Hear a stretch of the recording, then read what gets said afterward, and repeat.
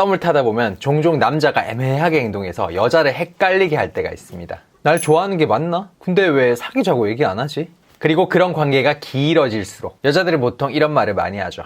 우리 무슨 사이야? 확실하게 하고 싶은데. 너 나 좋아하는 거 맞아?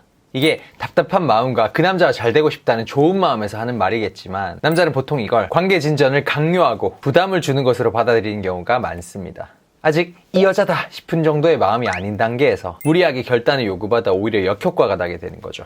이때 보통 남자는 변명을 해요. 좋아하지만 그냥 좀 더 알아가 보고 싶어. 내가 누군가를 사귈 준비가 됐는지 아직 잘 모르겠어. 지금 내가 너무 바쁘니까 책임을 질 수 있을지 걱정이 돼서. 이 말이 진짜든 아니든 상관이 없습니다. 말에는 최면 효과가 있어요. 남자가 이런 변명을 하게 될수록 오히려 그 변명에 감정이입을 하게 됩니다. 아, 나는 얘랑 아직 더 가까워지고 싶지 않은 거구나. 이런 생각이 들면서 관계가 더 정체가 되는 거예요. 마치 우리가 어떤 사람과 둘이 있을 때 어색한 걸 의식도 안 하고 있었는데 갑자기 그 사람이 우리 좀 어색하네요 라고 하면 진짜 어색한 기분이 드는 것과 같은 거죠. 그럼 어떻게 해야 헷갈리게 하는 애매한 그 남자를 확 당겨올 수 있을까요?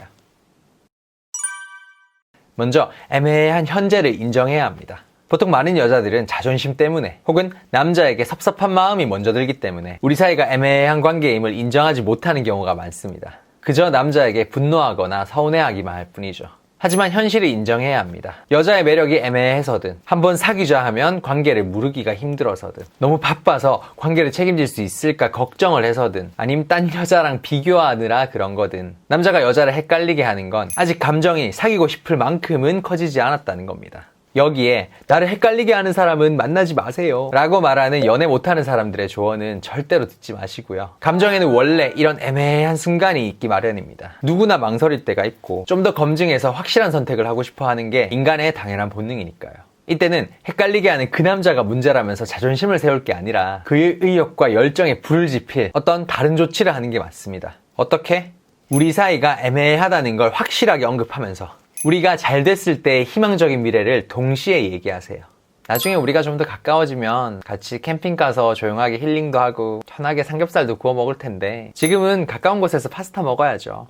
사귀게 되면 키스하고 할 거 다 하겠지만 지금은 유교걸로 조신하게 있어야죠. 우리가 이렇게 썸 타다가 잘 될 수도 있지만 한쪽이 질질 끌면 나중에 서로 딴 사람 만나게 될 수도 있는 거야. 이런 희망과 현실을 동시에 얘기하는 겁니다. 특히 현실에 대해 얘기할 땐 이렇게까지 솔직해도 되나 싶을 정도로 명확하게 말을 하시는 게 좋아요. 마냥 너랑 사귀고 싶어 라고 조르는 게 아니라 우리가 사귀면 이러이러한 좋은 점들이 있겠지만 아직 우리는 애매해 라는 객관적이고 쿨한 입장을 직접적으로 드러내는 겁니다. 이러면 목표의식이 투철한 남자의 특성상 명확한 미션과 보상이 눈앞에 아른거리는 걸로 보여요. 사람들이 공부보다 게임을 더 좋아하는 이유가 뭘까요? 공부와 달리 게임은 미션과 보상이 즉각적으로 눈에 보이기 때문이죠. 현실에서도 그런 마음을 자극시켜주는 겁니다. 그와 동시에 굳이 심각하게 생각하진 않지만 우리 사이가 애매한 건 확실하게 알고 있어 라는 메시지를 남기면 남자가 여자를 마냥 방치하지는 못하게 되죠. 계속 애매하게 굴면 눈치 빠른 이 여자는 곧 떠나겠다 싶을 테니까요. 그리고 이 남자가 왜 애매하게 구는지 그 이유를 정확하게 알고 있는 경우라면 한 번 더 남자를 흔들 수 있습니다. 물론 그 이유가 딴 여자랑 대놓고 간을 보는 어장관리 때문이라면 당연히 만날 필요가 없겠죠. 하지만 그 외의 이유, 이 남자가 너무 바빠서 전 여친이랑 헤어진 지 얼마 안 돼 지금은 자유를 느끼고 싶어서 우리의 다른 점을 감당할 수 있을까 걱정이 돼서 등등일 경우는 이렇게 하시면 돼요. 남자가 애매하게 구는 이유를 정말 일상적이고 밝은 톤으로 대놓고 지적하는 거예요. 어차피 너 일 바빠서 나 다 책임 못 질 것 같으니까 애매하게 구는 거잖아. 오빠가 아직 전 여친 다 못 잊어서 그런 거겠지? 아직 내가 내 여자다 할 만큼 안 꽂힌 거잖아. 내 성격 다 감당할 수 있을까 걱정하는 거잖아요. 좀 세죠? 보통 사람들은 이런 얘기를 대놓고 할 용기가 없어서 암묵적으로 쉬쉬합니다. 자존심 상하기도 하고 남자가 알아서 계속 다가와 주지 않을까 하는 수동적인 생각이 사로잡혀서이기도 하죠. 하지만 그런 다른 여자들과는 다르게 나는 그걸 대놓고 인정해서 클리셰를 깨 부셔버리는 거예요. 앞서 말했던 희망과 현실을 얘기해주는 게 당근이라면 이건 채찍입니다. 이리야! 그러면 남자는 그런 여자의 모습을 좋다 싫다 할 틈도 없이 뜨끔한 마음이 먼저 들게 됩니다. 그리고 이렇게 자신의 솔직한 심리를 들키게 됐을 때 사람은 자기도 모르게 착한 척부터 하려고 하죠. 나는 그런 사람이 아니야 라고 괜히 부정하기 위해서요.